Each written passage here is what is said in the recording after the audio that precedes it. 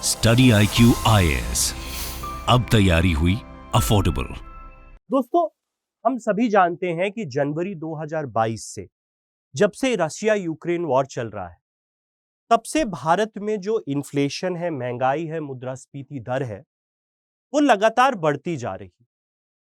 हम सबको पता है, मॉनेटरी पॉलिसी फ्रेमवर्क के अंतर्गत गवर्नमेंट ऑफ इंडिया ने आरबीआई को इन्फ्लेशन का एक टारगेट दिया है कि आइडियली 4% महंगाई दर होनी चाहिए, मैक्सिमम 6% और मिनिमम 2%। तो 2 से 6% महंगाई दर का एक रेंज है। लेकिन जनवरी के बाद से लगातार ये बढ़ता जा रहा है और आरबीआई के इंटरेस्ट रेट बढ़ाने के बाद भी, रेपो रेट बढ़ाने के बावजूद ये महंगाई कम होने का नाम नहीं ले रही है। तो यहां से एक सवाल उठता है कि क्या भारत में जो महंगाई है वो सिस्टमिक हो चुकी है, जो आरबीआई के एक्शन से भी कम नहीं हो रही है? तो आज इसका आंसर देने की कोशिश करेंगे इस वीडियो में। Hello everybody and welcome to study IQ। मेरा नाम है कुंवर प्रतीक और आज हम डिस्कस करेंगे why inflation has become systemic. इसके पहले कि सेशन की शुरुआत करें, अगर आप मुझे सोशल मीडिया पे फॉलो नहीं कर रहे हैं तो सोशल मीडिया पे फॉलो करने के लिए ट्विटर, इंस्टाग्राम, टेलीग्राम तीनों जगह आप मुझे फॉलो कर सकते हैं। आपको अगर सेशन की पीडीएफ चाहिए तो इस ग्रुप को फॉलो कर लीजिएगा, यहाँ सेशन की पीडीएफ मिल जाएगी। कोई सवाल है तो तीनों जगह आप मेरे से पूछ सकते हैं।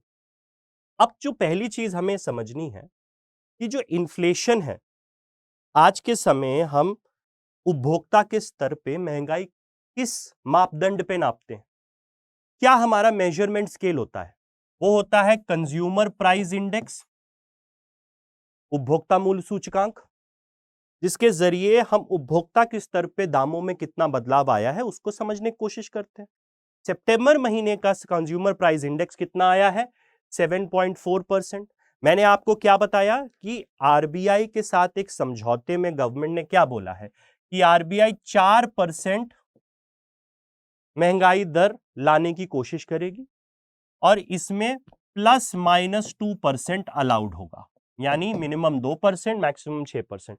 अब ये 7.4% तो 6% से ज्यादा है, तो टॉलरेंस लिमिट जो है उससे ज्यादा है।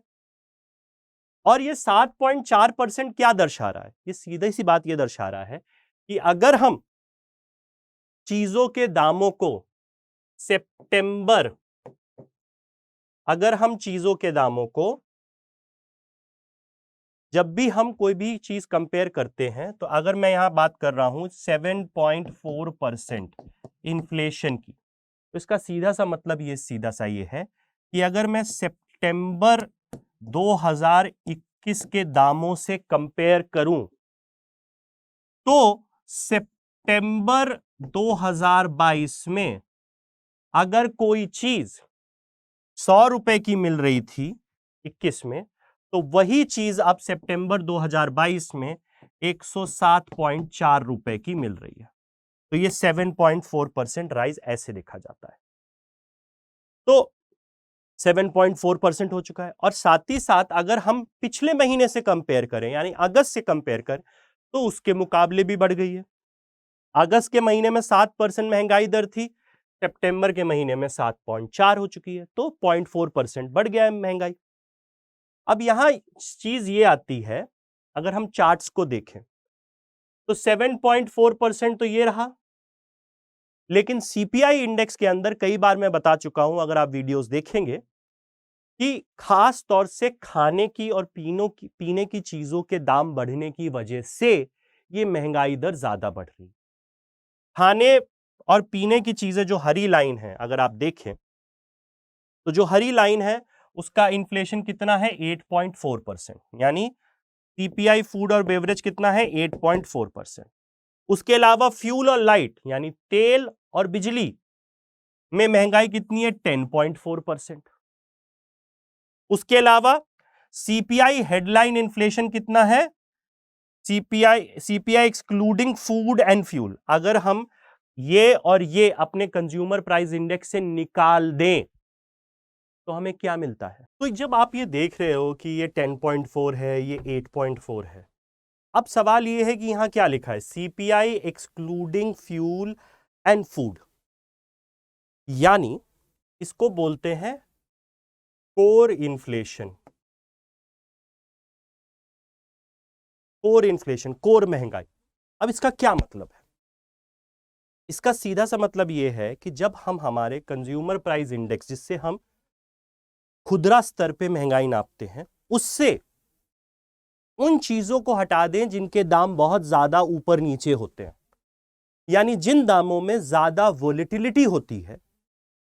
वोलेटिलिटी क्या होती है? जिन चीजों में ज्यादा बदलाव हो रहा है, वो हटा दें तो हमें क्या मिल जाता है? Core inflation. यानी अगर खाने के दामों को और फ्यूल के दामों को हम अपने कंज्यूमर प्राइस इंडेक्स से हटा दें तो हमें स्टेबल चीजों के दाम मिल जाएंगे। वो होता है कोर इन्फ्लेशन, यानी कोर महंगाई। तो अगर हम कोर महंगाई की बात करें तो कोर महंगाई भी कितनी है? 6% है सितंबर में। अब इधर आ जाते हैं कंट्रीब्यूशंस। अगर ये नीला लाल हरा दिख रहा है तो ये सबसे ज्यादा कंट्रीब्यूशन किसका आ रहा है महंगाई में? हरे वाले चीजों का। तो वो क्या है? सीपीआई फ्यूल और बेवरेज, खाने और पीने की चीजें। उसके बाद सबसे ज्यादा किसका आ रहा है? ये है सीपीआई एक्सक्लूडिंग, यानी कोर इन्फ्लेशन इतना है और ओवरऑल इन्फ्लेशन इतना है। तो ये क्या दर्शाता है कि खास तौर से खाने पीने की चीजें और तेल और बिजली के दामों की वजह से महंगाई ज्यादा बढ़ती जा रही है। आगे बढ़ते हैं। अगली चीज क्या है? अगर कोर इन्फ्लेशन को और देखें तो कोर इन्फ्लेशन अक्टूबर 2017 में कितना था? 4.151%, जो हमारी टॉलरेंस लिमिट है 2 से 6% उसके बीच था। ये ऊपर नीचे होता गया और आज कितना पहुंच गया है कोर इन्फ्लेशन? 6.46, जिसका मतलब क्या है? जो 6% की अपर लिमिट है इन्फ्लेशन की, उससे ज्यादा हो चुका है इन्फ्लेशन। तो ना कि पूरा जो खुदरा महंगाई है वो बढ़ी है, अगर हम उसमें ज्यादा बदलाव वाली चीजों को भी हटा दें तब भी जो कोर महंगाई है वो भी टॉलरेंस लिमिट 6% से ज्यादा है। तो अब सवाल यहां उठता है कि जब इतना ज्यादा है तो क्या इन्फ्लेशन सिस्टमिक हो चुका है? सिस्टमिक इन्फ्लेशन का क्या मतलब होता है? सिस्टमिक इन्फ्लेशन का सीधा सा मतलब यह होता है कि जब किसी देश में महंगाई उस देश के केंद्रीय बैंक, सेंट्रल बैंक के एक्शन के बावजूद भी कम ना हो, तो ऐसी महंगाई को सिस्टमिक महंगाई बोलते हैं। तो वो क्या हो गई है भारत में? समझते हैं इस चीज। जनवरी से जब स्टार्ट करते हैं, जब से रशिया यूक्रेन वॉर हुई, तब से जो 6% का आंकड़ा है, जो बताया आपको मैंने, आरबीआई को बोला गया है कि मिनिमम महंगाई दर 2% होनी चाहिए, आमतौर से आइडियली 4% होनी चाहिए और मैक्सिमम सबसे ज्यादा महंगाई 6% हो सकती है। लेकिन जनवरी 2022 के बाद से 6% से लगातार महंगाई ज्यादा हो रही है और यह खुदरा महंगाई कंट्रोल नहीं कर पाई है 3 तिमाही में, 3 क्वार्टर्स में अभी तक आरबीआई। अब इसके अंतर्गत क्या है कि आज के समय जब आरबीआई 3 क्वार्टर में महंगाई दर को 6% से ज्यादा, जब महंगाई दर रहती है 6% के अंदर नहीं ला पाती है, या महंगाई दर 2% से नीचे चली जाए और आरबीआई उसको उठा ना पाए, उस स्थिति में आरबीआई जवाबदेह है। आरबीआई को यह बताना होता है कि भाई वो क्यों फेल हो गए और अपने फेलियर को ठीक करने के लिए वो क्या करेंगे और कितना समय लगेगा। तो अब आरबीआई जवाबदेह भी हो चुकी है क्योंकि वो महंगाई रोक नहीं पाई है। आगे अगर हम बढ़े, एक जो स्कूल ऑफ थॉट है, एक जो धड़ा है इंडिया में अर्थशास्त्रियों का, वो ये कहता है कि भारत में जो महंगाई है वो आमतौर से, खास तौर से खाने की चीजों से और तेल के दामों के बढ़ने की वजह से बढ़ी है। एक धड़ा ये बोलता है। तो अगर खाने की चीजों की वजह से और तेल की दामों की वजह से महंगाई बढ़ी है तो उसमें आरबीआई ज्यादा कुछ नहीं कर सकती। क्यों नहीं कर सकती? क्योंकि जब खाने की चीजें बोलते हैं तो खाने की चीज की महंगाई किस वजह से होती है? सप्लाई साइड इशू की वजह से होती है। यानी खाने की चीजों के दाम कब बढ़ते हैं? जब उसकी सप्लाई कम हो जाती है। डिमांड ज्यादा, सप्लाई कम है, तो सप्लाई बढ़ाने में तो आरबीआई कुछ नहीं कर सकता, क्योंकि आरबीआई थोड़ी ना खेत में जाकर मूली उगाएगा, आलू उगाएगा, प्याज उगाएगा, ऐसा तो नहीं कर सकता। तो सप्लाई साइड इश्यूज कौन हल करेगा? सरकार करेगी, तो उस पर तो आरबीआई कुछ नहीं कर सकती। दूसरी चीज है फ्यूल प्राइसेस। अब फ्यूल प्राइसेस का भी आरबीआई कुछ नहीं कर सकती, क्योंकि 85% भारत में जो कच्चा तेल आता है, जिससे पेट्रोल, डीजल और बाकी चीजें बनती हैं, वो हम इंपोर्ट करते हैं, आयात करते हैं। तो अगर अंतरराष्ट्रीय बाजार में उसके दाम बढ़ेंगे तो भारत में भी बढ़ेंगे, तो उसका भी आरबीआई कुछ नहीं कर सकती। तो एक धड़ा ये बोलता है कि क्योंकि भारत में महंगाई की वजह है तेल के दाम और खाने के दाम, तो उसमें आरबीआई अपना रेपो रेट बढ़ाकर, इंटरेस्ट रेट बढ़ा के कुछ कर नहीं सकती। ठीक है, तो उसकी वजह से ये सिस्टमिक हो चुकी है महंगाई। तो उसको ठीक करने के लिए पहले सप्लाई ठीक करो, या अंतरराष्ट्रीय जगत में जब दाम गिरेगा तब की बात है। अब आगे बढ़ने से पहले आप सभी को बता दूं, अगर आप यूपीएससी की सही ढंग से तैयारी करना चाहते हैं, सिस्टमैटिक ढंग से तैयारी करना चाहते हैं, तो आप हमारे यूपीएससी फाउंडेशन बैच, जो आखिरी फाउंडेशन बैच है, उसमें एनरोल कर सकते हैं। प्रीलिम्स और मेंस दोनों की तैयारी इसमें कराई जाएगी। सारी क्लासेस लाइव कराई जाएंगी, लाइव होंगी सारी क्लासेस, और ये क्लासेस 900 घंटे से ज्यादा की होंगी। सारे सब्जेक्ट पढ़ाए जाएंगे, बिल्कुल बेसिक से पढ़ाए जाएंगे। हम मानकर चलेंगे आपको कुछ नहीं आता है, और वहां से पढ़ाएंगे आपको। और ये क्लासेस लाइव के बाद रिकॉर्डेड फॉर्मेट में 2 साल के लिए मिलेंगी। साथ ही साथ इसमें आपको नोट्स मिलेंगे, हिंदी इंग्लिश दोनों में, हैंड रिटन। साथ ही साथ आपको prelims test series, prelims crash course मिलेगा, मेंस आंसर राइटिंग प्रैक्टिस कराई जाएगी, वीकली रिवीजन क्विज होगा, डेली करंट अफेयर्स कराया जाएगा। ऐसी बहुत सारी चीजें हैं जो इस कोर्स के अंदर आपको दी जा रही हैं। तो इस कोर्स की कीमत है 24,499 रुपए। 19,000 में ये कोर्स आपको मिल जाएगा अगर आप ये कोड लगाओगे। इस कोर्स में एडमिशन 31 अक्टूबर तक खुला हुआ है, लेकिन क्लासेस 18 अक्टूबर से चालू हो गई हैं, तो देर मत करिए। 6 बजे शाम को इसकी क्लासेस होती हैं। ज्योग्राफी से इसकी क्लास चालू हुई है, उसके बाद इसमें इकोनॉमिक्स पढ़ाया जाएगा जो मैं पढ़ाऊंगा। तो इसमें आप एनरोल कर सकते हो, इवनिंग बैच है, तो इसमें आप एनरोल कर लेना। अब आगे बढ़ते हैं। जो फूड इन्फ्लेशन है, जैसा आपको ग्राफ में मैंने दिखाया था कि सितंबर महीने में 8.6% था, जिसमें सीरियल प्राइसेस, सीरियल्स क्या होते हैं? चावल, आटा, मोटा अनाज, उसमें महंगाई कितनी है? 11.5% है। तो फूड इन्फ्लेशन 8.6% है, उसमें गेहूं, चावल और मोटे अनाज की महंगाई 11.5% है। और फ्रॉम अप्रैल से सितंबर के बीच में खाने के दामों में 7.8% की वृद्धि आई है। तो ये भी एक देखने वाली चीज। So high food prices have pushed overall retail inflation. जो खाने के दाम है उन्होंने महंगाई को भारत में बढ़ाया है। आगे अगर हम बढ़े, अब बात यहां आती है फ्यूल और लाइट की। वो आपको ग्राफ दिखाया था कि फ्यूल और लाइट में महंगाई दर 10.4 है। अब फ्यूल और लाइट में क्या क्या चीजें होती हैं? डोमेस्टिक कुकिंग गैस, यानी जो एलपीजी सिलेंडर आप इस्तेमाल करते हो, आपके घर पे अगर पाइप्ड गैस है तो वो, केरोसिन यानी कच्चा तेल जो होता है, ठीक है, मिट्टी का तेल जिसको हिंदी में बोलते हैं, फिर कोयला, जलाने वाली लकड़ी और चिप्स, इन सब के प्राइस पिछले साल के मुकाबले बढ़े हैं। क्यों? क्योंकि ये सारी चीजें कच्चे तेल से बनती हैं। कोयला भी, कोयले की कमी भी भारत में हुई थी, आपने देखा तो दाम बढ़ गए थे। ठीक है, तो ये सारी चीजों के दाम बढ़े हैं, और आमतौर से इसका रीजन क्या है? विदेशी कारण है, बाहर के कारण है, भारत के कारण नहीं। भारत में कोयले की कमी हुई थी, उसकी वजह से बढ़ा था, तो इसमें फ्यूल और लाइट में भी दाम बढ़ गया है, तो वो भी एक कारण है। और दोनों चीज आपको बता दी, आरबीआई तो कंट्रोल कर नहीं सकती, तो ये एक कारण है। नाउ अब ये जो मैंने फ्यूल और आपको लाइट बोला, इसमें कहीं भी आपको पेट्रोल डीजल तो दिखा नहीं। तो ये जो फ्यूल और लाइट का इन्फ्लेशन है, इसमें पेट्रोल और डीजल में जितने महंगाई है वो नहीं जोड़ी गई। ठीक है, अब एक सवाल यहां उठता है कि पिछले 3 महीने से, 3 महीने पहले कच्चे तेल का दाम था $138 पर बैरल। अब ये गिरकर पिछले 3 महीने में करीबन $90 के अराउंड आ चुका है। तो करीबन ये $50 लगभग गिर चुके हैं दाम। ये $50 गिरने के बाद भी which despite being high haven't been inflationary for past 3 months. क्यों? ये ज्यादा महंगाई में कंट्रीब्यूट इसलिए नहीं कर रहे हैं, क्यों? क्योंकि $138 से $90 पे दाम गिर गया है, $50 से दाम गिरा है, तो डीजल के दाम भी 1.9% से सितंबर महीने में कम हुए हैं अगस्त के मुकाबले।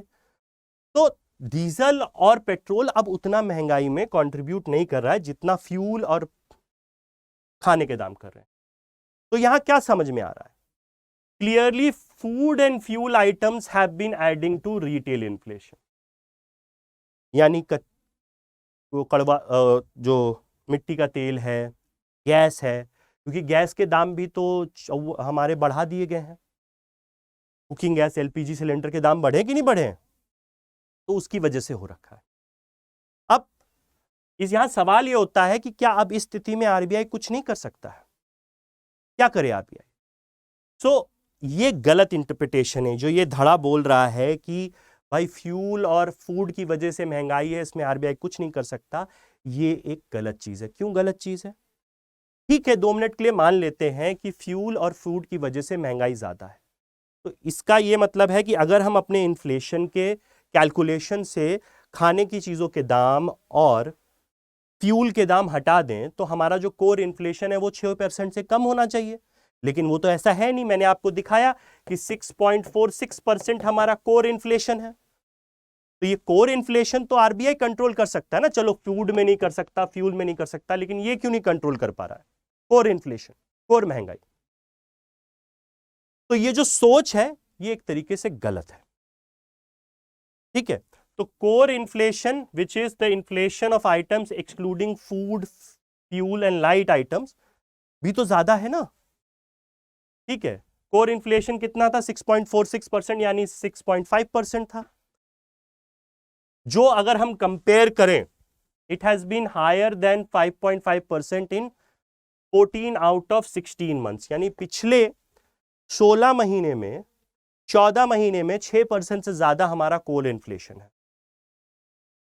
And has been higher than 6% in 6 out of last 7 months, यानी पिछले 7 महीने में देखें, पिछले 6 महीने में कोर इन्फ्लेशन 6% से ज्यादा है। तो ये जो आर्ग्यूमेंट है कि फूड इन्फ्लेशन और फ्यूल की वजह से महंगाई ज्यादा है और इस वजह से आरबीआई कुछ नहीं कर सकती, ये गलत बात है। कोर इन्फ्लेशन में भी तो महंगाई ज्यादा है, तो इस पे भी तो आरबीआई को कुछ कदम उठाना पड़ेगा। तो clearly while core inflation hasn't been high as high as food, यानी 6.5%, दूसरी तरफ 8.4%, तीसरी तरफ 10.6%, यानी ये खाने की महंगाई है, फ्यूल और लाइट की महंगाई है, ये कोर इन्फ्लेशन महंगाई है। तो हां, इनके कंपैरिजन में ये कम है, लेकिन कोर इन्फ्लेशन ने भी एक रोल प्ले किया है महंगाई को भारत में बढ़ाने के लिए। अब इसका क्या एक्सप्लेनेशन है कि भाई कोर इन्फ्लेशन ज्यादा क्यों हो रहा है? कोर इन्फ्लेशन इसलिए ज्यादा हो रहा है क्योंकि महंगाई ज्यादा है, तो ज्यादा लोग अपनी आय में वृद्धि चाह रहे हैं। तो वेज इन्फ्लेशन हो गया है कि क्योंकि महंगाई है, लोग ज्यादा पैसे मांग रहे हैं, उनको ज्यादा पैसा मिल रहा है, तो as people have demanded higher wages to compensate for higher prices, in that way inflation has become systemic. यानी क्योंकि देश में महंगाई है, तो जो लोग काम कर रहे हैं वो क्या कह रहे हैं? महंगाई है, हमें ज्यादा पैसा दो। और क्योंकि अगर जो भी कंपनी उनको ज्यादा पैसा दे रही है महंगाई की वजह से, उसकी वजह से महंगाई सिस्टमिक हो गई है, क्योंकि ये कोर इन्फ्लेशन भी ज्यादा है। क्योंकि देश में वेज इन्फ्लेशन है। वेज इन्फ्लेशन कब होता है? जब महंगाई को कॉम्पनसेट करने के लिए लोगों की आय को बढ़ाया जाता है। मतलब आपको 100 रुपए मिलता था, अब महंगाई ज्यादा हो गई है तो आपको 110 रुपए दे रहा है, तो ये 10 रुपए ज्यादा आपको मिल रहा है, तो इसको वेज इन्फ्लेशन बोलते हैं। तो इस वजह से इन्फ्लेशन सिस्टमिक हो चुका है। अब आरबीआई जो भी कदम उठा रही है उसका कोई असर नहीं हो रहा है। भाई मई 2022 से सितंबर 2022 के बीच में आरबीआई का जो रेपो रेट है, जिसपे आरबीआई बैंकों को उधार देती है, उसको 190 बेसिस पॉइंट्स यानी 1.9% से बढ़ाया है। आज के समय रेपो रेट कितना है? 5.9% है। लगातार 1.9% इंटरेस्ट रेट बढ़ाने के बावजूद कोई असर नहीं हुआ है। जब आरबीआई रेपो रेट बढ़ाती है तो उसका मकसद क्या है? इंटरेस्ट रेट बढ़ा रही है आरबीआई तो उसका मकसद क्या है? उसका मकसद सीधा सा क्या होता है कि जब हम इंटरेस्ट रेट बढ़ा रहे हैं तो आरबीआई का ये होता है कि भाई लोग उधार ना ले, लोग खर्चा कम करें, यानी डिमांड कम करने की कोशिश होती है, स्पेंडिंग कम करने की कोशिश होती है, खर्चा कम करने की कोशिश होती है। अब ये 1.9% रेट बढ़ा दिया तब भी कम नहीं हो रहा है। ठीक है, क्रेडिट ग्रोथ 16% है, यानी 16% ज्यादा लोग उधार ले रहे हैं। और जब आरबीआई रेपो रेट बढ़ाती है, इंटरेस्ट रेट बढ़ाती है, तो उसका एक तरफ होता है कि लोग कम उधार लें और दूसरी तरफ उसकी अपेक्षा होती है कि लोग का जो खपत है, कंजम्पशन है, उसको वो डिले करें, यानी वो पैसा अपना सेव करके रखें। आरबीआई ये चाहती है। लेकिन 16% तो क्रेडिट रेट है और 9% डिपॉजिट रेट है, तो ये दर्शा रहा है कि लोग खर्चा कर रहे हैं, उधार लेकर ज्यादा कर रहे हैं और सेविंग कम कर रहे हैं। तो आरबीआई की जो कोशिश है वो नाकाम है अभी के समय। Given the core inflation is high and has been rising, it makes sense for central bank to keep raising repo rate. यानी क्योंकि कोर इन्फ्लेशन ज्यादा है तो भाई सीधी सी बात है आरबीआई अब भी आगे जाकर भी रेपो रेट बढ़ाएगी, क्योंकि उसका काम है डिमांड कम करना, खर्च क्रेडिट को कम करना और मनी सप्लाई अर्थव्यवस्था में कम करना। 5.9% पहुंच गई है, 190 बेसिस पॉइंट यानी 1.9% बढ़ा चुकी है। तो ये सारी चीजें हैं। The idea behind raising repo rate is to rein demand. जो मैंने आपको बताया, रेपो रेट बढ़ाते हैं तो उसका क्या मतलब है कि मांग को कंट्रोल किया जाए, कि लोग ज्यादा उधार लेकर खर्चा ना करें, लोग अपनी स्पेंडिंग को बाद में करें। जब हायर, और वो दूसरी चीज क्या चाहती है कि लोग हाई डिपॉजिट ज्यादा करें, मतलब सेविंग ज्यादा करें। लेकिन क्या ऐसा हो रहा है? मैं बता चुका हूं ऐसा तो नहीं हो रहा है, क्योंकि क्रेडिट ग्रोथ क्या होता है, कितने लोग ज्यादा लोन ले रहे हैं, 16%, और डिपॉजिट रेट कितना, 9%, तो 7% का तो इसमें डिफरेंस है। तो ये काम नहीं कर रहा है। Clearly RBI raising interest hasn't control the credit growth, जो बता दिया आपको मैंने। However at the same time deposit growth बढ़ी नहीं है, 9% है। इसका मतलब क्या है कि ज्यादा रेपो रेट अभी और बढ़ाया जाएगा, यानी और महंगा करा जाएगा लोगों के लिए लोन लेना, ताकि लोग लोन लेकर खर्चा ना करें और डिमांड कम हो और इन्फ्लेशन उस वजह से कम करा जा सके। तो ये सिस्टमिक इन्फ्लेशन का कॉन्सेप्ट है, मेरे ख्याल से आपको समझ में आ गया होगा क्यों बोला जा रहा है सिस्टमिक इन्फ्लेशन है। पूरा कॉन्सेप्ट समझ गए होंगे। अब जाने से पहले आपको बता दूं, ये कोर्स है, आपको मैंने इसके फायदे गिना दिए हैं, क्या क्या मिलेगा, मिल जाए। ये कोड लगाना है आपको और ये आपको 19,000 रुपए में मिल जाएगा। तो लेने के लिए हमारी वेबसाइट पे जाइए और ये कोड लगा लीजिएगा। 18 अक्टूबर से इसकी क्लासेस चालू हो चुकी हैं, शाम का बैच है और ज्योग्राफी से स्टार्ट हुआ है, उसके बाद इकोनॉमिक्स पढ़ाया जाएगा जो मैं पढ़ाऊंगा, तो आप इसमें एनरोल कर सकते हो। और जाने से पहले अगर आप मुझे सोशल मीडिया पे फॉलो नहीं कर रहे हैं तो आप सोशल मीडिया पे मुझे फॉलो कर लीजिए। सेशन की पीडीएफ चाहिए तो इसको ज्वाइन कर लेना, यहाँ आपको सेशन की पीडीएफ मिल जाएगी। इसी के साथ आप सभी को thank you very much, bye bye, take care, जय हिंद दोस्तों। स्टडी IQ IAS, अब तैयारी हुई अफोर्डेबल।